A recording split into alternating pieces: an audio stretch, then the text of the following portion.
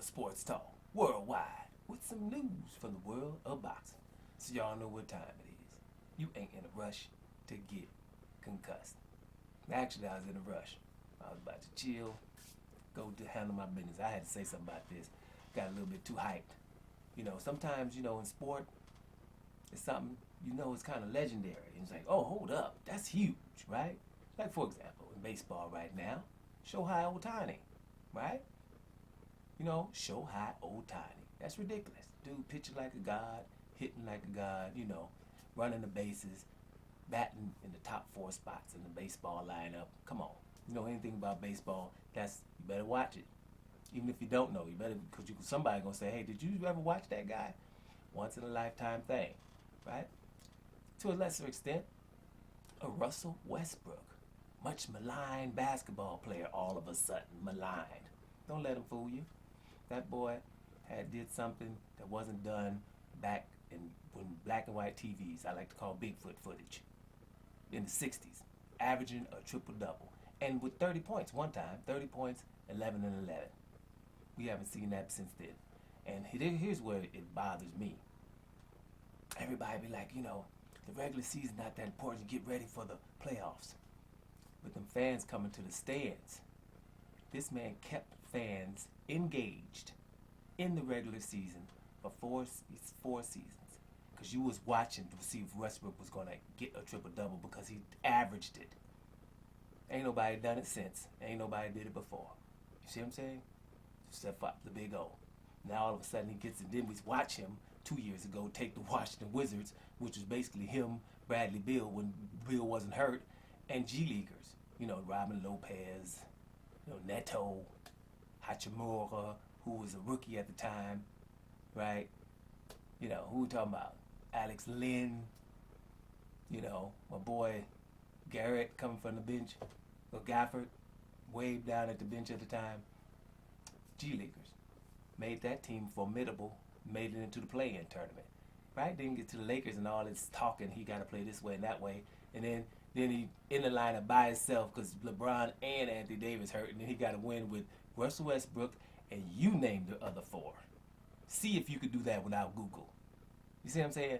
But all of a sudden hey, make up your own mind. When you see something legendary, damn, it's legendary. Westbrook's legendary. Whatever they talking about, whatever. I've been watching basketball for too many damn years for somebody to tell me that wasn't special. You see what I'm saying? Same thing with this right here. This is why I came in here. Damn it, Oleksandr Usyk is legendary. I always say it. He's just ridiculously legendary, right? I'm going to say Terrence Crawford right with him. Right with him, right? This is an Usyk video, but Terrence Crawford, they go hand in hand damn near. It's like if you get a tennis tournament, right? You got number 1 and number 2 or something, like Nadal and Djokovic. I hate saying that without saying Roger Federer at the same time, but okay, I'm just going to use Nadal and Djokovic. Now, in Indian Wells, Nadal won last year, and then all of a sudden, Djokovic win it the next year, and Nadal lose some points, and Djokovic's number 1 for a couple of weeks, and then, they go back and forth. This is almost what this is. Now, Oleksandr Usyk reminds me damn near of a Prince concert. back in the day, man. You go see a Prince concert, that messing up for all the other concerts. Because the man can do too much. You see what I'm saying? Then you go to another concert, especially don't go to a rap concert after a Prince concert. Put your hands up, put your hands up, all that. After a Prince concert, that ain't working, right? And then if somebody's just doing one-dimensional entertainer after a Prince concert, it's an issue. I'm just saying, so some people, great concerts, and then you go to one that's a marginal concert. Same thing with Usyk, man, and Terrence Crawford. Usyk has said, right, that if he can't get Tyson Fury, then he wants Deontay Wilder. Okay? Just fathom that. If I can't get Tyson Fury for undisputed, because he's messing with the money, trying to want something ridiculous, price himself out, maybe, whatever. Then I'm taking who somebody said, who's the next guy y'all said that could possibly beat me? Or what? Deontay Wilder? Oh, yeah. Yeah, the bronze bomber with the big right hand and all that. Yeah, well, whatever. Him then. Who's doing that, man?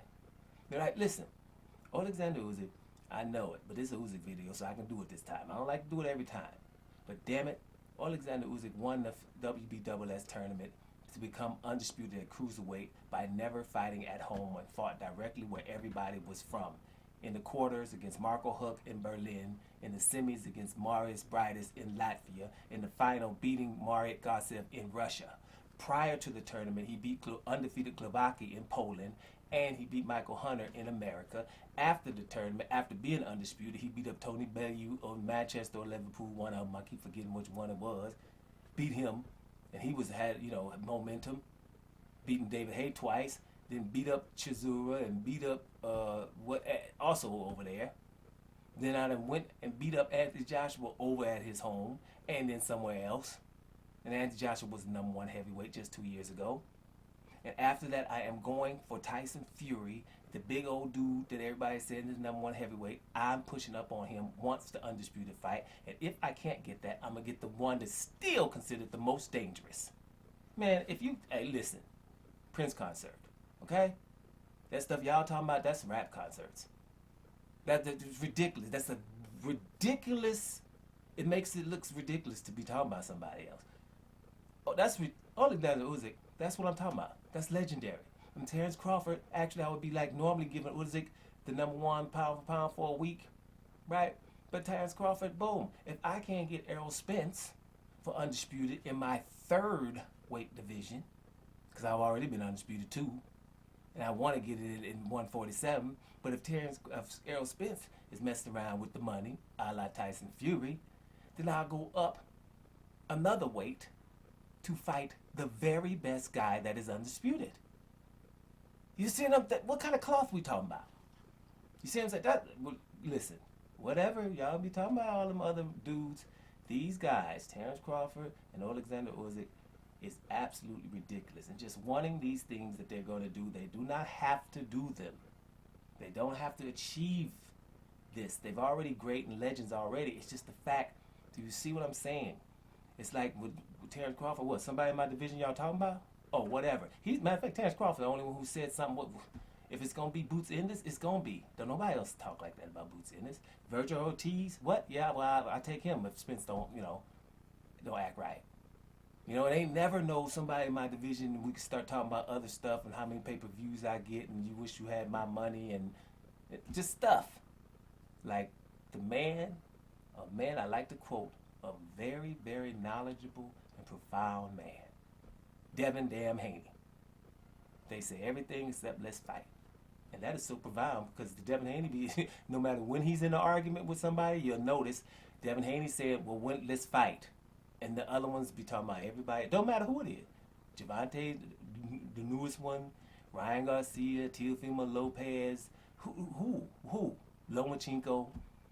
It's never, I want to fight. Lomachenko, I know they were not with Lomachenko. Yeah, Lomachenko. Remember that 3 years ago? So it's certain type of people that have that kind of cloth, and Devin Haney's that kind of way as well, where it's like we're not having nobody. We're not coexisting in a weight class, and just because the media is with me, then I'm not fighting that guy.